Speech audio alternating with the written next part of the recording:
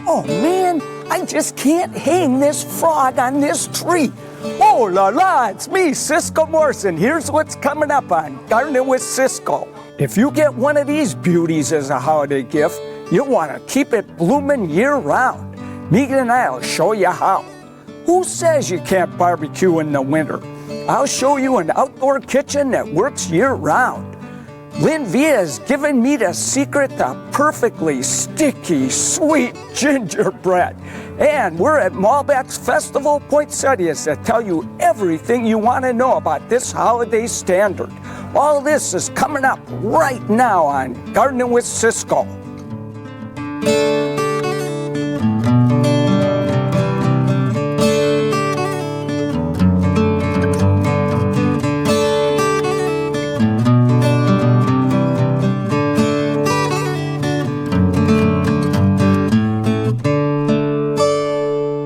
Hi, I'm Cisco Morris. And I'm Meeghan Black. Welcome to Gardening with Cisco. Oh la la! We're at Molbak's Garden Home today because it's poinsettia time. Love this time of year. You know, nobody grows poinsettias better than Molbak's. They're beautiful. 25 varieties. They grow them in their little farm just down the road, All you know. the colors, it's so beautiful right now. And all kinds of festivities going on here. Really? Look at what the kids from the North Shore School District gave For me? No, that's for me. You So they're rascal. decorating cookies over there. I love it. Well, you know, a lot of people are going to be getting poinsettias this time of the year as a gift. Another plant that they're going to get. Check this out, Cisco. Ooh, let me Smell this. It's an orchid. That's What a kind is it? Miltonia. Oh. Miltonia. These need a little more light, you know, but oh man, I love them. So here's the deal. Once you get these babies home, we need some special tips on how to take care of them.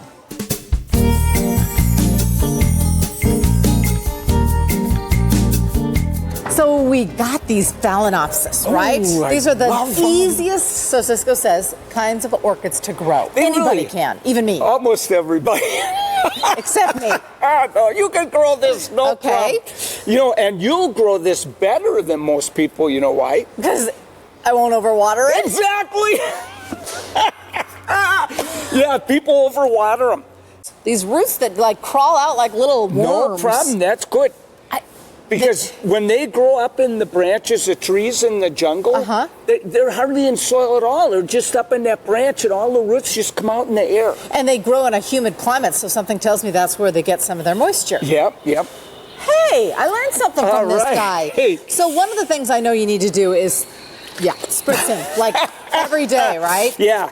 Give them a fine little mist. And, you know, it'd be good to put this on a saucer full of pebbles, you know, and increase the humidity. Keep the basically. humidity up, yeah. Do you want to it's spray really the little important. roots too? Yeah, the roots love getting a little water. Okay. And then that's what you do instead of watering it all the time. That's a mistake people make. This is too moist. I can feel it in there, you know. So what about food? You want a good orchid food. Okay. And it really should be an orchid food. And Oh, look at that. so, yeah, it's granular, but it's soluble. So you get to mix it right into your watering can. Now, you don't want to overwater. Overfeed it. Overfeed it, yeah. And this is a 1/4 teaspoon per gallon. Wow. Now, when it's actively grown in summer and spring, in March through September, every 2 weeks you give it a 1/4 teaspoon in a gallon of water. But in winter, you only do it every month. Oh, okay. And you don't want to overdo it, so You just have a teeny tiny watering can. Yeah. Bit there, almost there we go. Right there. That much. Wow. So then, mix it up a little. Oops. Okay, there we my go. fancy way of mixing here. Yeah, that's perfect. Because we don't have anything. Okay. So this guy, he's a little drier. Let's go ahead. Yeah, let's now, give him a drink. It doesn't matter if I get the leaves because he likes it. No, some orchids can go cold. These guys, if you let the temperature in the room go below 60 degrees, even at night, no flowers. They won't form a new flower. After these are done, that's it. Now, one nice thing, these blooms do last for a long time. And if we cut this off, you can still put this in a vase and it'll look great. Don't tell me you're going to do that. For another month. I hate to do this. Now, usually I wait till there's only like one flower left. But this guy's over the hill. But this guy, you know, it's time. Okay. So what you do is you try and find where the very first flower occurred. way back here? there. Okay. Yep, I'll that's get where it his was. little You pear take that. clip, yeah. Isn't that cute? Yeah. So you cut right beyond that point. Right above. Boink. Wow. There it is. Ouch. Hey, but won't that look nice in In a little vase? in a little yes, vase? it will. So normally I'd wait a little longer. Now, if we keep it well fertilized, if we keep it warm, we keep the humidity up, and we talk to it really nice, It might then it bloom should again. send new flowers out from right here. And Meeghan, see, you could tell that this was cut back here, and it put out a new one here, and it put this one out here. So it branched They out. branch out, and they'll often do that. You can keep this thing going and blooming almost year round. And spray it, but forget to water it. Yeah, don't water too much. That's the big boo-boo. Everyone is so intimidated by orchids because they aren't cheap, but it's just a few easy steps and you can get them to rebloom again. Isn't he just lovely? Oh, I love it. I do too.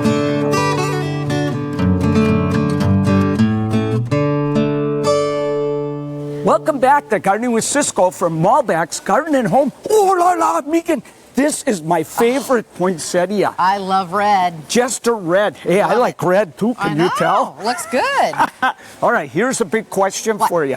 When you have families and friends over for the holidays, where do you hang out in the house? Well, unfortunately, we all cram into the kitchen all at once. You know, you have this huge house and everybody's, right? The kitchen. Yeah, well, you know that I love to hang out outside. Well, I found a kitchen where you can hang out outside all winter long.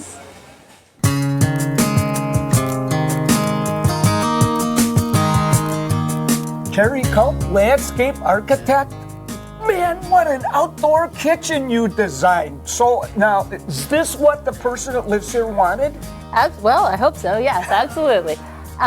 Basically, what they really wanted was a room that functioned year-round. So when they're in there, they want to be able to look out and see their wonderful fireplace? Exactly, and the best part is, with this handy-dandy remote control, they can just turn it on from outside. Ooh la la, can I try that? You sure can.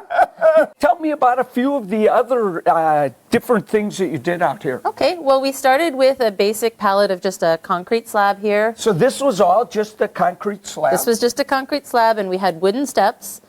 And the real concept was to create a kitchen that had a lot of functionality, a lot of counter space. But one of the real cool features is that over here, we've cut out this hole, and under here is a little drawer, which normally houses a garbage can. And look at this great big granite slab. Is this the coolest thing I've ever seen? That must have taken half a mountain to make this thing. Exactly. And we had some great help with the cutting and the installing, and came out perfect. It is perfect. And I love all your beautiful stonework here. Well, this is actually a cut stone. And so though it is real stone, it is thin. And also our masons did a great job of matching the stone. They actually cut the stone so that the same piece is continued across, and so that it really looks like one piece. It does. This is some really precision work. Yes. That's an artisan that built that, Exactly. let me tell you. We also have an extensive lighting because also we want to use this all year. I think you thought of everything out here. I hope so. Warmth, utility, beauty. Holy cats, how do you beat that? Well, thank you very much. I hope he's as happy as I am. Okay, there's no doubt about it. This outdoor kitchen is beautiful, but does it work? Hey, James Dierks, how do you like your outdoor kitchen? For a boy from Texas, this is a dream come true. I've got a grill. I got a grill. Oh, yeah. Oh, It's hot and ready. What a beautiful grill. Man, oh man. Get the Angus burgers. Now, do you find people come out here and stand outside? Oh, they're or by do the they go in fireplace. house? No, they're by the fireplace. yeah, It's the conversation pit, Oh, right? it must be perfect. It is. I Wow. can stand here and cook and talk to my guests, and we grab some chairs and sit by the fire. It's great. All right, you ready? It feels like I've been waiting forever here. It's good as summer. Come on, la, Cisco. la. It's better than summer. Man, It's the does middle of this the winter. look good. So does it work? Oh, it's so good. It's better than Brussels sprouts. December. We're eating on the back porch in December. Oh my gosh, you're a true Texan. This place works.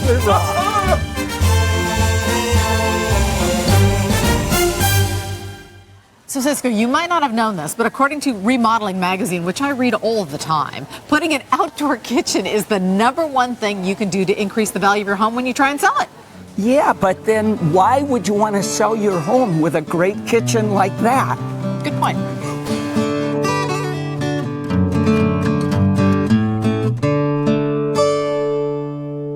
Welcome back to Gardening with Cisco from Molbak's. Meeghan, check it out. Upside down Christmas tree. You know what? I think that flamingo's stolen from your yard. Well, I'm glad it's back. You want to see my little favorite here? Isn't that cute? Oh, for crying out A loud. little kisser on your tree. I think he's adorable. That guy could lay a big smacker on you, no doubt about it. So no matter what your thoughts are, it's time to just surrender and embrace the fact that we should start decorating. And it's also time to get in the kitchen and start baking. Oh, yeah, you betcha. And let me tell you. And harken back to your roots, I guess. I'll tell you what. Lynne and I cooked a gingerbread that was delicious, scrumptious, unbelievably wonderful. Can you tell I liked it? I think you did.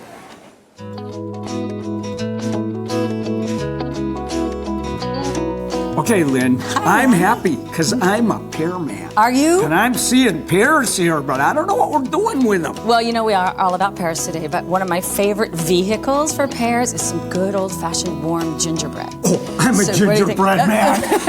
That's perfect. And this is my grandmother's recipe. My grandmother actually grew up in the Moravian district of Winston-Salem, North Carolina, and they're famous for their gingerbread. Oh, boy. So I pulled out the really old-fashioned recipe. Okay, so what we're going to do here is we're going to start with a molasses with a little bit of corn syrup added to it.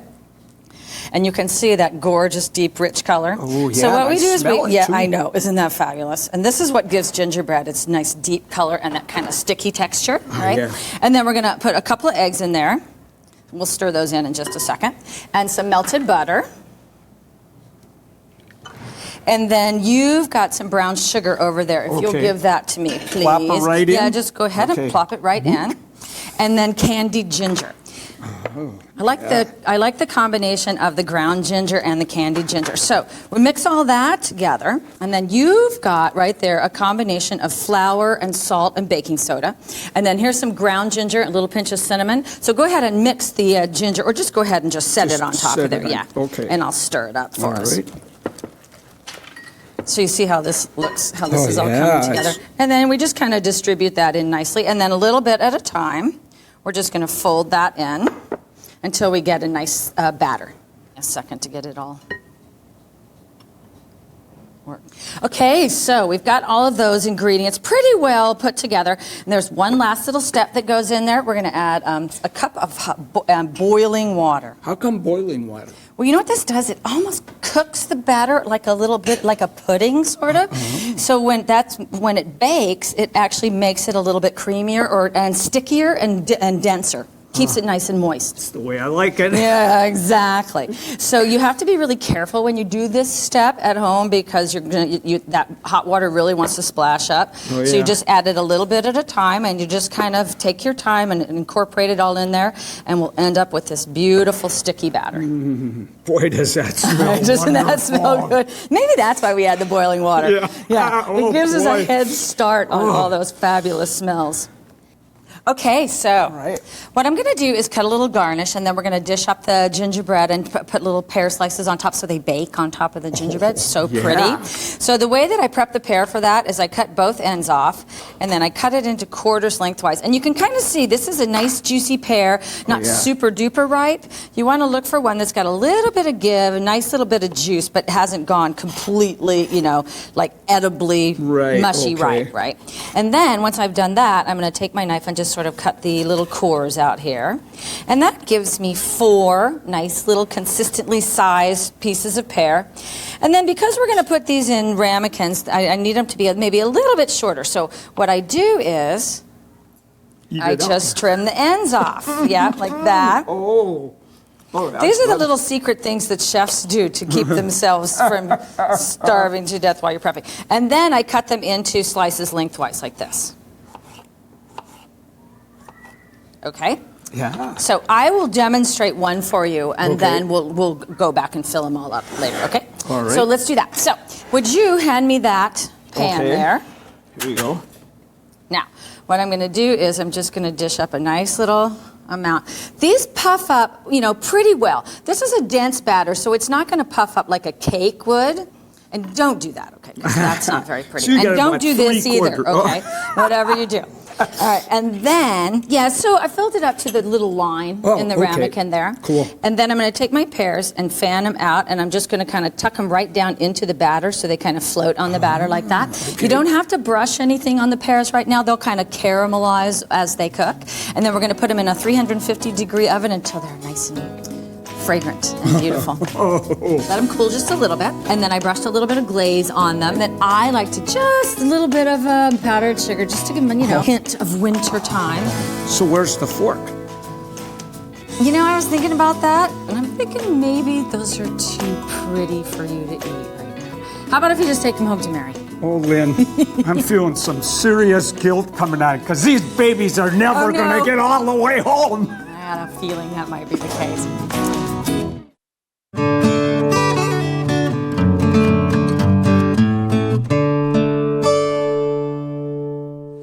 Welcome back to Gardening with Cisco from Molbak's Garden Home, where one of the big centerpieces of the Festival of Poinsettias is this 14-foot tall tree made all out of poinsettias. And as you probably guessed by now, our plant pick this week is, yes, the poinsettia, one of these babies. Now, they're native to Mexico, and there are a few tricks that you need to know in order to keep them going all season long. Did you know poinsettias are the most sold plant in the United States? Wow, no Bar kidding. none. And all for the holidays, And they're the probably. most disposable as well. Absolutely. yeah. Because you buy them for actually, I end up throwing mine away by about, St. Patrick's Day. Because usually they're still going by then. That's pretty good. If you could do that, that's nothing to complain about. But there are a few tricks, you say, in order to keep these guys looking as gorgeous as they are when you take them home. So the number one thing when you get this home, make sure that you cut the bottom off this foil. And so, because you want to keep the foil, because it looks pretty, Yeah, the right? foil looks beautiful. So what is the point of that? Well, because the foil won't let this pot drain. And so that water will build up in there, and it's goodbye, Charlie. The plant drowns in there. And then, of course, you want one of these guys, a little saucer, so it doesn't wet all over your table. Yeah, people forget when you give somebody a poinsettia, give them a little plant Saucer, tray, yeah. a saucer, and then you won't wreck their thing, So the one thing I know, the first poinsettia I ever had, I stuck it right over the vent, the heater in my house, and this little sucker dried up so fast. Oh boy, they hate that temperature change, yeah, don't they? they don't want to be by a heat vent, especially. But they also don't want to be by the door, where every time someone opens the door, that cold air comes in. That gets them. And too. I've also had them where you buy them in the store, you go outside, freezing cold. By the time you get home, they've dropped all of their leaves. Which, by the way, these are leaves, right? Yeah, the flowers are these little guys in here. The flowers are in the middle. And these are leaves that are telling a pollinator, come pollinate the flowers. But hey, we love them because they're so pretty. And then, of course, watering. Watering. A lot of people wait too long to water. Whenever it feels dry on the surface, and this one needs a little. Now, He was dry. So, even though we've cut the bottom of the foil, if excess water goes into that saucer. Oh, you don't want that. Yeah, but don't do that on your wood floor. I just was dying to do that. Look at you dripping all over. Oh, jeez. Put it back in that saucer, you goofball. You don't want the roots to rot, right? No, that's right. And if this sits in water, you'll rot the You made a mess. Rot the roots so fast. Oh, this is a mess. So you don't want it in a drafty spot. Avoid the cold, avoid the hot. Keep it about 70 degrees, bright light, and make sure it's watered, not sitting in the water. And talk to it nice. Aw, sweetheart. Yeah, and one last thing, and that is you don't need to fertilize these plants because they're not really actively growing. That could kill it. Yeah. If you keep it alive till March, you could start fertilizing it then. And one last thing. Yeah.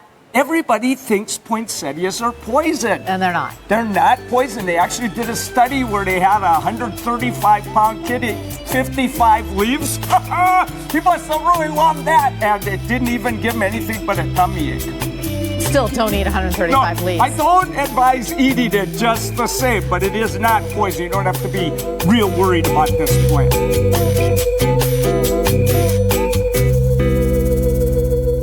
check out this winter rose. Look at that. Have you ever, it looks like a rose, doesn't it? It does. It's upright. It's beautiful. This is the coolest one I've ever seen in my life. They do have the 25 different varieties, and we also have National Poinsettia Day. You said December 12th. I think they should have National Kringle Day, because when you come to Molbak's, you get to taste their nummy kringle. They have samples. So I just think, excuse me, we're not done yet. You keep talking.